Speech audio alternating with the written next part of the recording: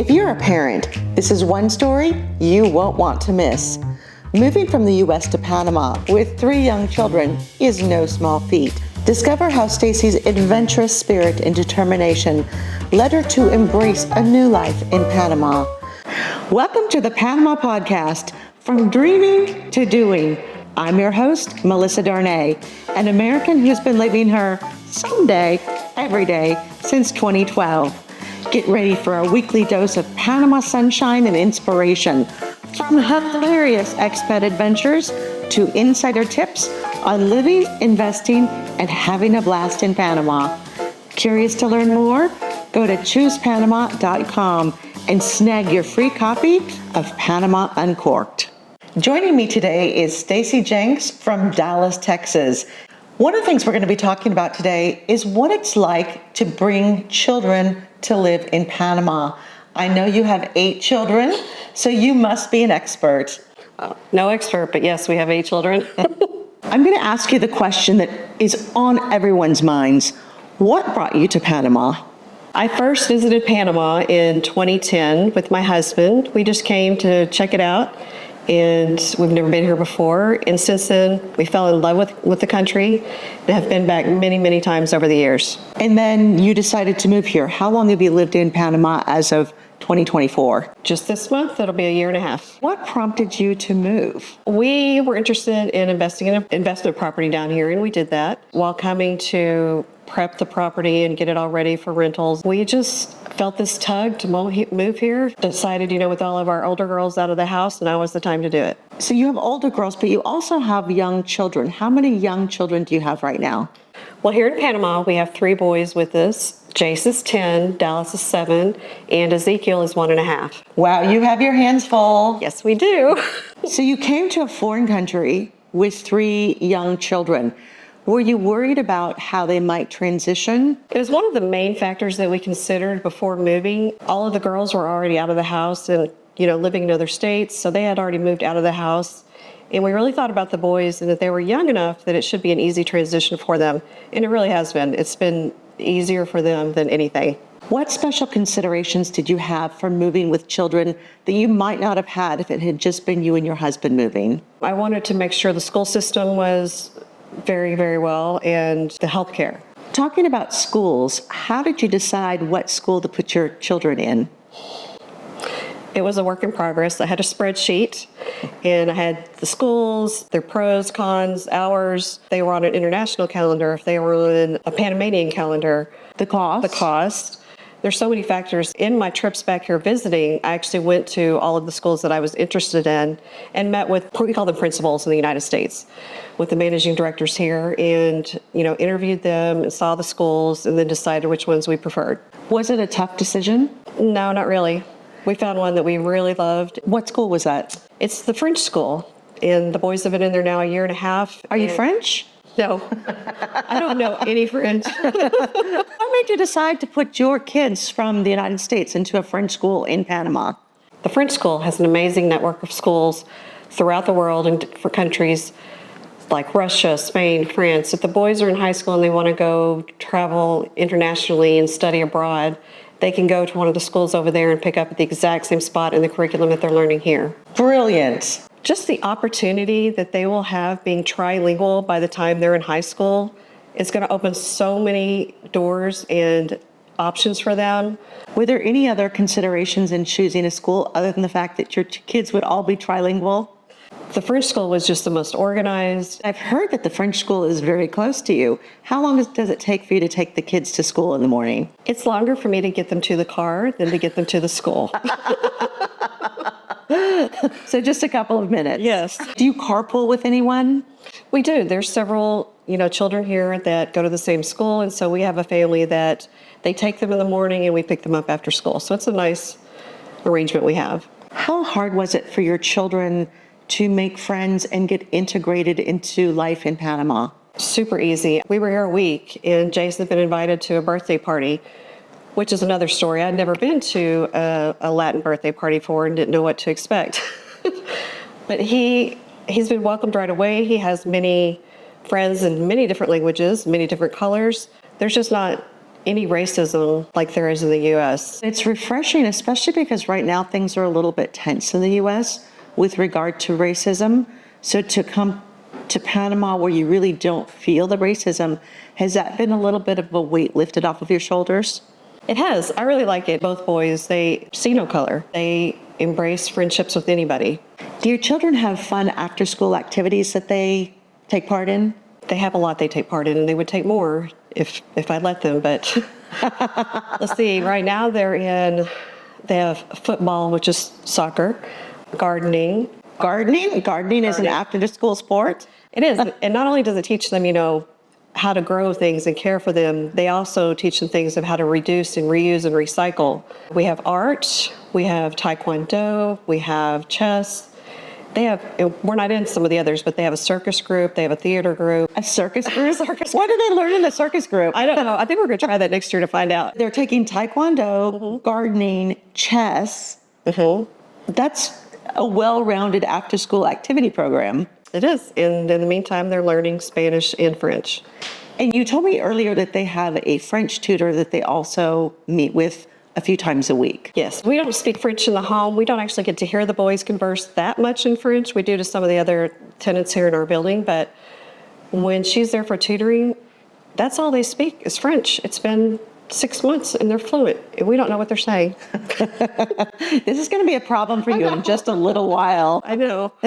I'm trying to nail down Spanish so I can get started on French. What are some of the fun, sort of kid-centric things that you've done since coming to Panama that your kids have really enjoyed? Well, they love the beach. They go there every day. Do they collect seashells? Do they play in the waves? Oh, yeah. And when the tide is out, they love to climb on the rocks. It doesn't matter. They love it either way. Okay. My goodness, we've been to the sloth sanctuary, which how could you not love that? They're so cute. The monkey island, where they come right up on the boat and take food out of your hands. The little monkeys, and there's 3 types of monkeys. There's the little baby ones, the capuchins, and the howler monkeys. There's a restaurant that we like to go to for brunch in Costa del Este called Blue Moon. And on Sundays, they have the waiters and waitresses dress up in characters like Spider-Man, Batman, Elsa from Frozen. They sing and dance, and they do this whole production during brunch from the hour, I think it's from like 11 to 2. So we'd like to go there, and the kids always enjoy that. They also have face painting. And then they have, festivals over in the park and all kinds of things that they can do. Do they miss life in Dallas? They get to go back and visit over summer. That's more than enough for them. They're always happy to come back home and see their friends and get back into the routine of all their fun things they get to do here. Tell me about healthcare, Stacey. Have your kids seen the doctor since they've been in Panama? They are boys. We've had 2 instances. One was my husband messages me and says, Jace chipped his tooth, not on my watch, so I wouldn't get upset with him. I later FaceTime Jace, and he's missing half of his front tooth. So I make an emergency dental appointment with him. We take him to the emergency dentist. We're there 2 hours. They do x-rays, they do a mold, they repair the tooth. They do everything, and it looks amazing. We go to pay, and we're both like, oh my goodness, what is this going to cost? It was $160. Did you think to yourself, they made a mistake? I thought they made a mistake. Give me a credit card and run. Yes, I said, John, go get the car. I'm going to pay. We'll run. I thought maybe we were signed up for installments or something. That was it. And the tooth looks amazing. We've been back, and he's now their regular dentist. Now, Dallas, he was playing football, soccer, fell and had a little hairline fracture. The school called. We went to the hospital, did x-rays. He ended up having a small hairline fracture that required a cast for 6 weeks. So we went to the ER, we were seen by a specialist, they put it in a cast, had the x-rays, everything, and it was $500. Wow. I mean, in the U.S., that would have been a lot more. Do you have insurance right now in Panama? Not right now. We're something we're looking into. We just haven't needed it. Everything is so reasonable. Going to a dentist for a cleaning and 2 x-rays and fluoride was $50. The cost of going to the doctor or dentist is about the same amount as the copay would be in the United States. Yes, copay was more in often cases from what we paid here. Stacey, what has been the biggest challenge of moving to Panama with young children? How to get all their stuff here. We had these tubs of Legos that they could not separate from. Now that they've been integrated and you have their buckets and buckets of Legos, is there a day-by-day challenge of having young children here? They're boys, they fight. But no, we are so blessed. We have a nanny. She helps with cleaning, with taking care of them while we're working after school. I cannot imagine how we had life before her. Talked about some of the challenges. What has been the best part about moving to Panama for you specifically with regard to you and your family with young children? For the boys, I just feel so blessed that they have this opportunity to experience a foreign country, meet all these different people from different countries, be trilingual. For me, it's a matter of quality of life.